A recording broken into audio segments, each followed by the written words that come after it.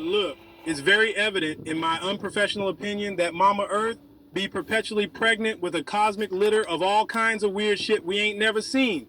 The earthquakes and tremors we get, they contractions, y'all. That's Big Mama about to give birth to another litter of long-ass skinny freaks like the ones we be dealing with right now. She just burped the motherfuckers onto the surface, y'all.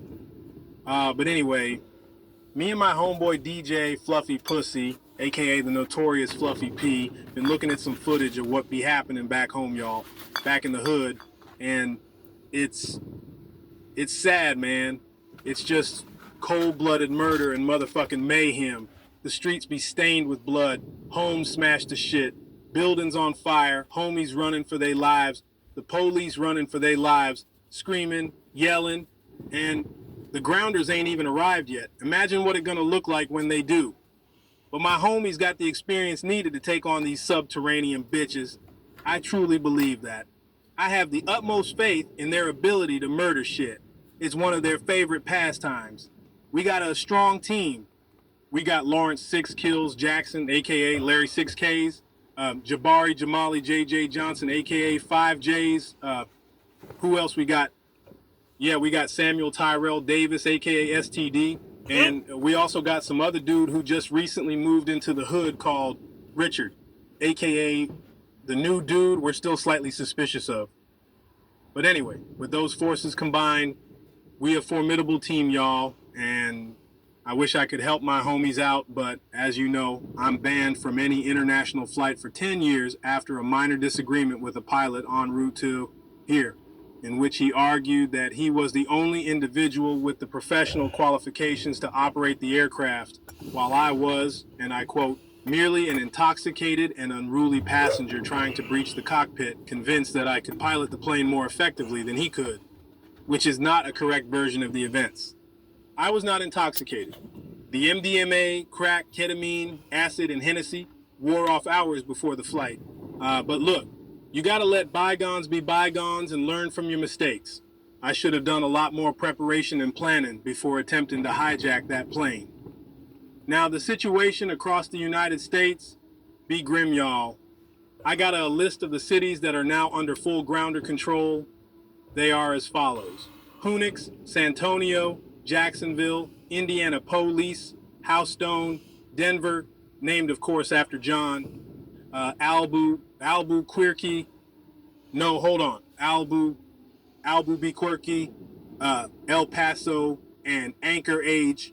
So yeah, that be the list of cities across the United States that the grounder's now in full control of. And being honest, I've only heard of Denver. So the others can't be that much of a loss. But the president has described this as Pearl Harbor times a million. Now, I won't pretend to know much about Pearl Harbor, what happened, why it happened, or when it happened, but I do believe it was sometime around the 14th century, and it involved some kind of Japanese monkey called a kamikaze who had the ability to fly planes, but then it somehow crashed into a ship full of soldiers, maybe whilst trying to unpeel a banana or some shit, I don't know, but anyway, we was royally pissed about that, so we went and started fighting the Germans for some reason. I don't know why, but I guess you got to take your anger out on somebody, so yeah, why not the sausage gobblers? But anyway, the situation be bad, y'all. The American military be struggling to contend with the grounders' advanced technology. They've been whipping up all kinds of crazy shit down there. Not to mention the porcupine dogs, or as I call them, the porky pooch. Sorry, Fluffy P, my bad. Yeah, I can't mention their name without Fluffy P getting all upset and stressed and shit. But damn, have you seen the footage of those creepy ass hellhounds? That's some skinwalker shit right there, y'all. And the grounders be sending them into people's homes to snoop about and sniff them out. I saw footage of one dude being dragged out of his house by a porky pooch. Sorry, Fluffy. While another one was just chomping down on his face, going at it like a bowl of Purina puppy chow. But me and Fluffy got this place locked down good and tight, and I'm hoping Fluffy P's naturally repulsive odor acts as a deterrent to any porky pooch looking for a midnight snack.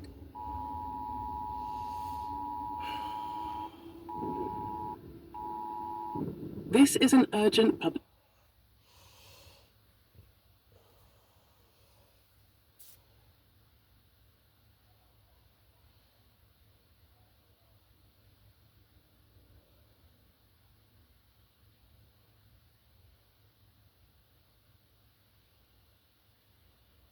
overwhelmed by the sheer number of grounders emerging by the minute.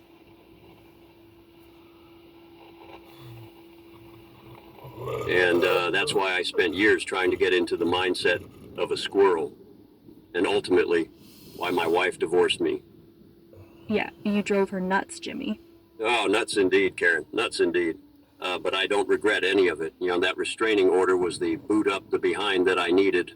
And ultimately, it brought me here. And of course, you followed closely behind. And I'm forever grateful for that, Karen. Oh, stop it, Jimmy. You're making me tear up now. Where would I be without Jimmy Waxmore? And plus, I can't think of a better person to be with in times of crisis. I mean, how do you do it, Jimmy? Seriously. Like, how do you stay so calm? Well, regular exercise, deep breathing techniques, and drugs, Karen. That's the secret. And of course, drinking always helps. I try and stay moderately drunk at least 99.9% of the time. I find it's a great way of not having to deal with reality. Yeah, and that's what's great about you. Hail, rain, or shine, coming down off crack, ketamine, or a couple of bottles of scotch. You always turn up. You just grit your teeth and get on with it. And that's a source of inspiration for millions of young people out there. It is, and I guess I never thought about it that way, but now that you say it, God, I'm fantastic, Karen. The next time I take a hit on that crack pipe, I'll think, this one's for the kids. That's so sweet. See, that's the thing with you, Jimmy. Sometimes you camouflage yourself in this hard, tough man exterior to protect others and lead by example. But inside, you're just a big softie who actually has genuine human emotions. Absolutely, Karen. Like, the other day I let an old lady cross the road at a crosswalk and she didn't wave to say thank you. And I thought, no, Jimmy, relax, stay calm. Sure, you could squish her all over the street for her general lack of appreciation and gratitude, but don't do it. It's not in your nature. She'll get what's coming to her. Let somebody else do it someday. Yeah, exactly. See, you have the patience of a saint, Jimmy. If it was me, I think I would have just plowed her down right there and then. Not waving to say thank you at a crosswalk is unforgivable, in my opinion. It warrants the death penalty. Oh, absolutely, Karen. I agree. It's worse than murder. It is, Jimmy, and that is not an overstatement. Hold on, Karen. Did you hear that? I'm sorry, I have to interrupt here for 1 second. I completely agree with the waving at the crosswalk thing, but also, when you're entering a store or you're exiting a store and there's somebody behind you and you hold the door open for them, which I always do, and they don't say thank you, yeah, that too. Sorry to interrupt. It sounded like scratching or something. No, I can't hear anything, Jimmy. Yeah. See, women's ears are not as perceptible to the sound of a threat as a man's. Yours are more tuned into the sound of a baby crying or the end of a dishwasher cycle, but I definitely heard something. Yeah, I don't hear anything, Jimmy. Nothing at all. Yeah, there we go again. Surely you must have heard that, Karen. There's something snooping around out there. Okay, yeah, I did hear something that time. I don't mean to scare you, Karen, but I think we're in a real pickle here. A real pickle indeed. Now I'm really scared, Jimmy. Holy hot waffles. It's getting louder, Karen. Correct me if you think I'm wrong, but I think it's a It's a what, Jimmy? big crazy fucking spine now.